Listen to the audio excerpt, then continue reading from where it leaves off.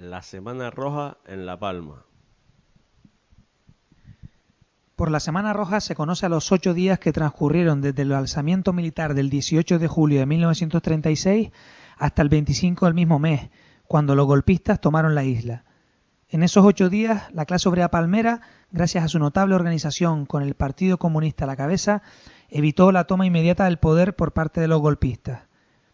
La victoria del Frente Popular en las elecciones de febrero de 1936 configuró un gobierno republicano en la isla, quedando la autoridad gubernamental, es decir, la delegación del gobierno, a cargo de Izquierda Republicana, partido que aglutinaba en su seno a los sectores más progresistas de la burguesía, siendo Tomás Llanes delegado del gobierno.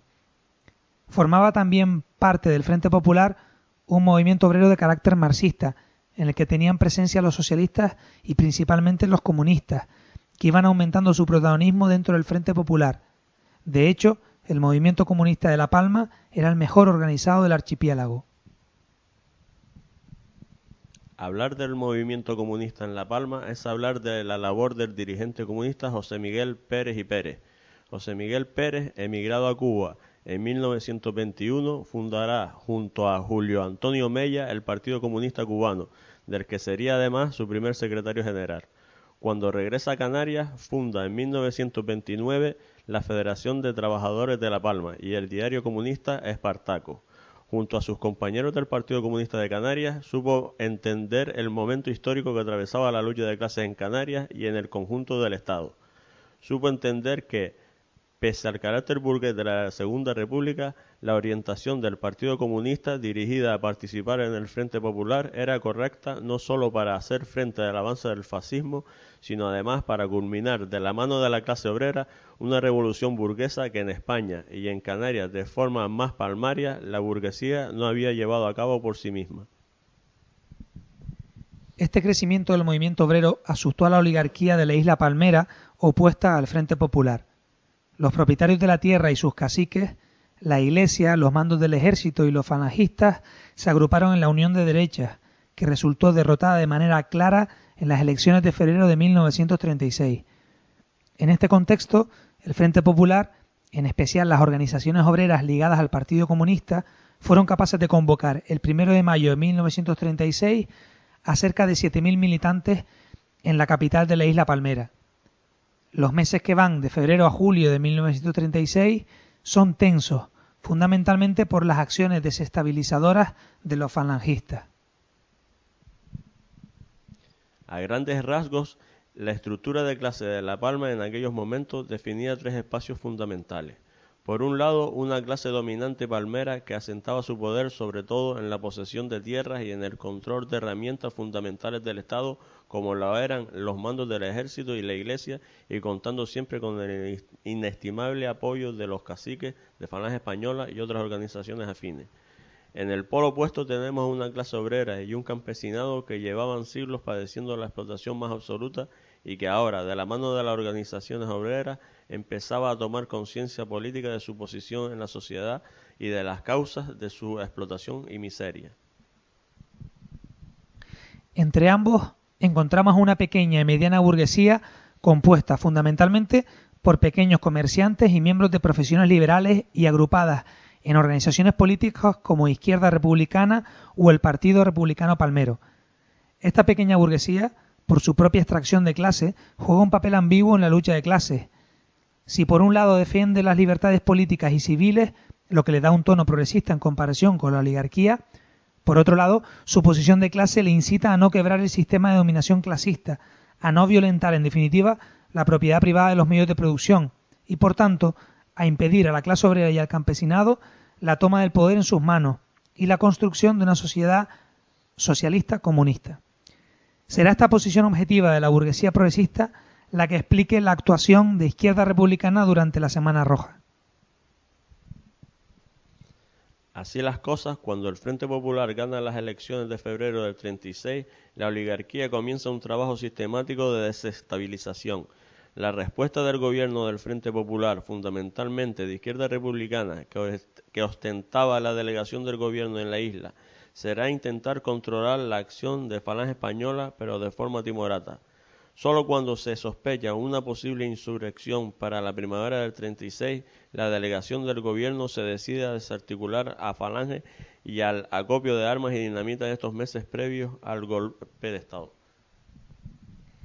El sábado 18 de julio llegan noticias confusas sobre el golpe militar. La acción rápida en correos y telégrafos a favor del Frente Popular, interceptando el aviso a los militares de la isla, elimina el importante factor sorpresa. El gobierno republicano en la isla comienza a trabajar, quedando los militares y varios voluntarios de los grupos de derecha esperando un aviso que nunca les llegó. La información corre como la pólvora por toda la isla durante ese día. Mientras tanto, los militares y la Guardia Civil deciden acuartelarse a la espera de que la solución venga del exterior. Gane el golpe o fracase, donde más seguros estaban era dentro de sus cuarteles. La clase obrera toma las calles decidida a defender la República, y miles de trabajadores comienzan a organizarse, empezando por rodear rápidamente el cuartel, símbolo del levantamiento militar. Los obreros son calmados desde la delegación del gobierno. Esta sería la tónica general durante los 8 días que duró la Semana Roja. Así Tomás Llanes, como delegado del gobierno y en general la fracción republicana de la burguesía, representada por Izquierda Republicana, intentan controlar la acción de la clase obrera y, como confiesa el propio Tomás Llanes, una posible revolución social que aboliera enseguida la propiedad privada. Los republicanos engañan a las masas populares negándoles armas. La autoridad evita decir que el depósito principal de armas generado por los decomisos de los meses anteriores se encontraba dentro del cuartel.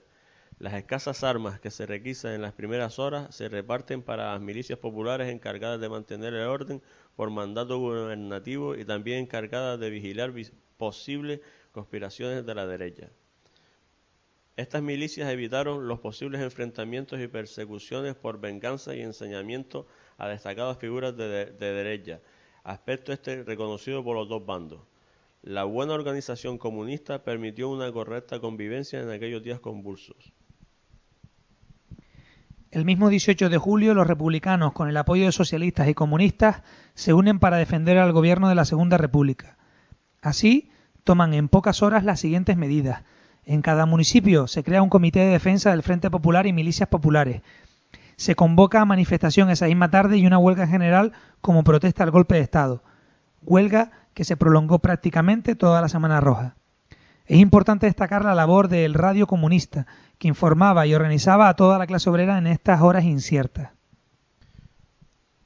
Pasados los días se plantea la conveniencia de asaltar el cuartel, que finalmente se descarta, aunque eran muchos los que lo deseaban. Tomás Llanes se reúne en secreto con miembros de Izquierda Republicana y de Unión Republicana, grupo político, este último que aunque no acudió a las elecciones de febrero dentro del Frente Popular, en los meses posteriores sí le mostró su apoyo. Tras esa reunión, el delegado del gobierno decide descartar la entrega del gobierno a los militares y mantener siempre bajo control el apoyo de la clase obrera y del campesinado que le daba los socialistas y principalmente los comunistas. El 23 de julio, la situación da un giro importante. El delegado del gobierno recibe 2 telegramas de la Comandancia Militar de Las Palmas amenazando con enviar un barco cañonero en caso de no acatar las órdenes de entregar el gobierno a la autoridad militar de la isla, en ese momento acuartelada. El delegado prefiere entregar el gobierno a los militares golpistas que al movimiento obrero, del que temía que generara un vuelco social, quedando de esta manera a la espera de que el golpe fracase en la península y fuerzas militares fieles a la República instaurasen en unos días el orden republicano que en ese momento decide sacrificar. El barco cañonero sale ese día de Las Palmas de Gran Canaria en dirección a La Palma. Ante la segura llegada de refuerzos, el delegado del gobierno Tomás Llanes se reúne con el capitán militar Álvaro Fernández y le ofrece el mando de la isla.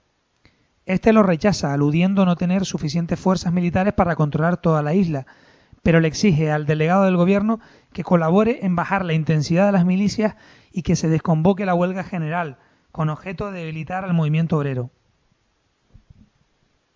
Hacia la noche del 23 de julio, el delegado del gobierno, haciendo honor a su posición de clase y con la postura contraria de parte del sector obrero del Comité de Defensa del Frente Popular, consuma la traición y convence a los sindicatos para acabar con la huelga general. Por otro lado, legaliza a las milicias populares, lo que permitió un mejor control de las mismas. Todo ello redujo enormemente la presión obrera en las calles, aumentando así la debilidad de la resistencia al golpe. En las horas previas a la llegada del buque de guerra Canalejas se da una mano de resistencia con la movilización espontánea de armas y dinamitas al puerto, pero finalmente los mismos promotores descartan la idea. Se produce el abandono de sus casas y la huida al monte de muchos palmeros, fundamentalmente los obreros más combatientes. Su objetivo, huir hasta que el gobierno de la Segunda República recupere la legalidad en la isla. Tras las primeras horas del desembarco de la infantería del Canalejas, la resistencia es casi nula, con lo que los militares se hacen con el poder fácilmente. Tras los primeros días se legaliza Falange, se desarticulan las organizaciones de izquierda y se busca simpatizar con la población a través de propaganda y subsidio. Durante los 3 años que dura la guerra, las gentes de partidos de derecha, propietarios de tierras, recomendados de la Guardia Civil y de Falange, curas y párrocos, todos ellos ocupan los puestos políticos de la isla y sus pueblos. Y nada más tomar el poder aplican políticas ventajosas para los propietarios de tierras y latifundistas agrícolas, plataneros principalmente. El lucro personal y la potenciación del caciquismo son corolarios lógicos de la nueva situación. Aunque la resistencia fue mínima, después vendría una represión sangrienta como nunca se recordaba en la isla. Se calculan más de 500 víctimas de la represión entre fusilados, desaparecidos, presos con sentencia, encarcelados gubernativos, detenidos y torturados. Los vencedores se centran principalmente en la población obrera que milita en organizaciones marxistas y sus aliados de Izquierda Republicana y Unión Republicana. Buscaban un especial castigo por la osadía que tuvieron al mantener durante 8 días la isla bajo la legalidad republicana. No querían que quedara nada de la organización obrera que permitió esta resistencia. El objetivo, destruir las organizaciones del proletariado. Tal fue la represión que metió el miedo en el cuerpo a buena parte de la población palmera, miedo que aún llega hasta nuestros días. Se persiguió a los líderes obreros ejecutándolos o encarcelándolos. Se amedrentó a las bases del movimiento obrero. Las autoridades republicanas fueron condenadas a unos a cadena perpetua y otros a 30 años de cárcel. Se disolvieron los sindicatos y los partidos de izquierda, incautando sus fondos y subastando sus propiedades. José Miguel Pérez, secretario del Partido Comunista Palmero y líder carismático de la Federación de Trabajadores de La Palma, fue fusilado. Especialmente sanguinaria fue la represión con los llamados alzados, palabra con la que muchos de los palmeros definían a los que se fueron al monte con intención de seguir la lucha al modo en que lo hacían los maquis en la península. Se quiso evitar ese ejemplo y destruir las redes solidarias que abastecían y cobijaban a estos otros alzados. Los episodios de la Semana Roja nos enseñan que solo la organización y la concienciación de las masas populares y los trabajadores es capaz de hacer frente al monstruo del fascismo, y que cuando se cede 1 milímetro ante el fascismo, ante la derecha, ante la burguesía, ésta inexorablemente arrasa con cualquier tipo de democracia y de mejora para la mayoría del pueblo.